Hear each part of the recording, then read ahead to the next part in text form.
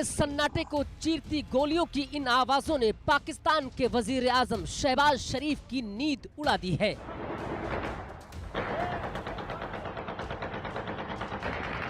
पाकिस्तान के army chief को tension दे दी है। पाकिस्तान की खुफिया एजेंसी आईएसआई के मुखिया को बेचैन कर दिया है। गोलियों की यह आवाज प्रमाण है तालिबान और पाकिस्तान के बीच जारी जंग अब और भीषण हो चुकी है। तालिबान ने पाकिस्तान को मिटाने की जो कसम खाई है वो उसकी तरफ तेजी से बढ़ रहा है। तालिबान और पाकिस्तान के बीच तोरखम बॉर्डर पर तनाव बढ़ता जा रहा है। दोनों तरफ से लगातार गोलीबारी हो रही है। बताया जा रहा है तोरखम में अफगान तालिबान बलों की गोलीबारी में कम से कम 3 पाकिस्तानी सैनिक घायल हो चुके हैं। तोरखम बॉर्डर 10 दिन से बंद है। इससे व्यापार रुका हुआ है। सीमा को फिर से खोलने की कोशिशें फेल होने के बाद दोनों पक्षों ने गोलीबारी की है। सीमा के पास दोनों तरफ नए निर्माणों के कारण हुए तनाव के बाद 21 फरवरी को सीमा बंद कर दी गई थी।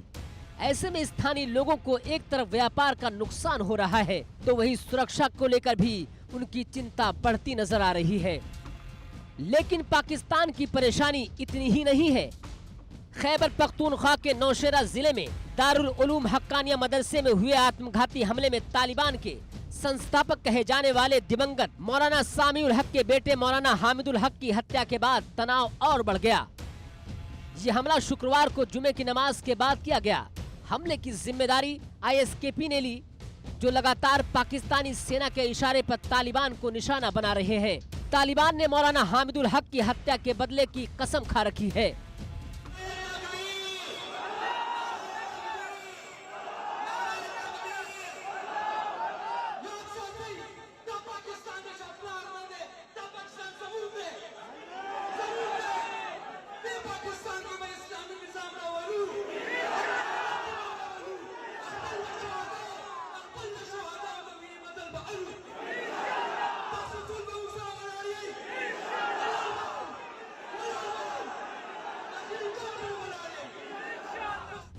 वैसे पाकिस्तान के लिए एक और मुसीबत तेजी से सिर उठा रही है, जिसका नाम है बलूच नेशनल आर्मी।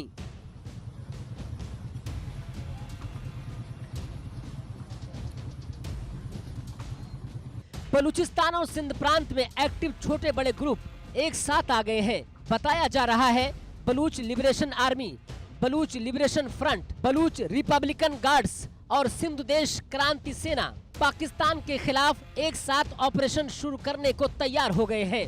3 दिन तक चली एक बैठक में नई रणनीति बनाई गई और इस फ्रंट को नाम दिया गया बलूच नेशनल आर्मी। इसका मकसद है पाकिस्तान में बलूचिस्तान के लिए आजादी की लड़ाई एक साथ लड़ना है। बलूच नेशनल आर्मी अपने अस्तित्व की लड़ाई लड़ रही है और अगर देखें तो बलूचिस्तान का जो एक आंदोलन है वो काफ़ी समय से चल रहा है। पाकिस्तान की सेना के ऊपर ये लगातार आरोप लगाए जा रहे हैं कि वो बलूचों को दबा रही है, उनका दमन कर रही है, उनका शोषण कर रही है। तो एक लिमिट तक बलोच अपने आप को बर्दाश्त कर सकते थे और आज सिचुएशन ये हो गई है कि बलोचों ने पाकिस्तान की आर्मी के साथ सीधा लोहा लेना चालू कर दिया है। निश्चित तौर पर बलूचिस्तान नेशनलिस्ट आर्मी पाकिस्तान की फौज के लिए एक बहुत बड़ा खतरा है। बैठक में फैसला लिया गया, पाकिस्तान के खिलाफ ऑपरेशन को ज्यादा घातक किया जाएगा।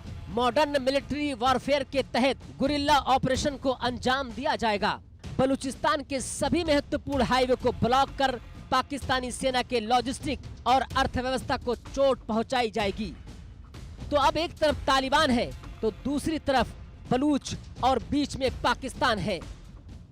पाकिस्तान के लिए खतरा दो तरफा है, एक तरफ बलूच है, एक तरफ तालिबान है और बॉर्डर्स के ऊपर ये दोनों महकमे ऐसे हैं जो कि पाकिस्तान आर्मी की लगातार सर में दर्द पैदा कर रहे हैं। और अगर वर्तमान परिस्थितियां देखें तो बलोच मूवमेंट बहुत तेज बढ़ रहा है। उधर खैबर पख्तूनख्वा और तमाम कबालाई इलाकों में तालिबानी मूवमेंट भी अपनी तेज गति को पकड़ चुका है। तो इस परिस्थिति में पाकिस्तान के सामने एक तरफ कुआं और दूसरी तरफ खाई वाली स्थिति आ चुकी है। ये दोनों प्रदेश ऐसे हैं जो कि पाकिस्तान के सामरिक महत्व के हैं और इसी वजह से वो कोशिश कर रहे हैं दमन के द्वारा इन प्रदर्शनों को कुचलने की। लेकिन अब ये प्रदर्शन भर नहीं रह गए, ये सीधे सीधे पाकिस्तान के अस्तित्व के ऊपर एक हमला हो रहा है। पाकिस्तान के साथ साथ बलूच नेशनल आर्मी के निशाने पर चीन भी है।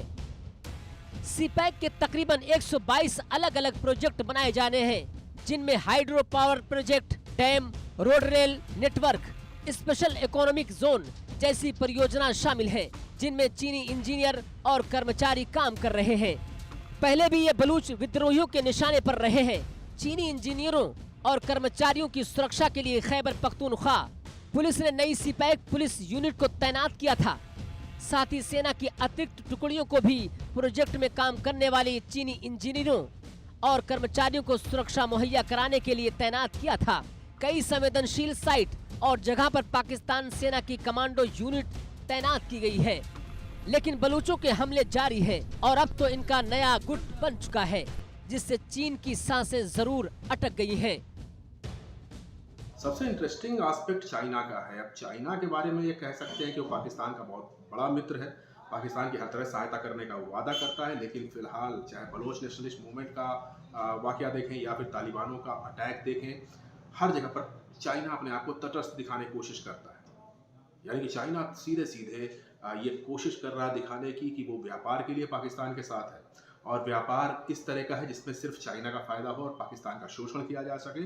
पाकिस्तान की अंदरूनी राजनीति में चाइना को बिल्कुल दिलचस्पी नहीं है, और अगर दिलचस्पी है भी तो वो सिर्फ तभी आती है जब बलोच या तालिबान सीधे सीधे चाइनीज नेशनल्स के ऊपर अटैक करते हैं। मतलब साफ है, पाकिस्तान की बर्बादी की स्क्रिप्ट रेडी है।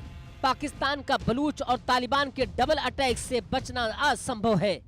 ऐसे में देखना होगा पाकिस्तान और उसका पाला आतंकी संगठन इस्लामिक स्टेट खुरासान प्रोविंस कौन सी नई साजिश रचता है। Bureau report, India news.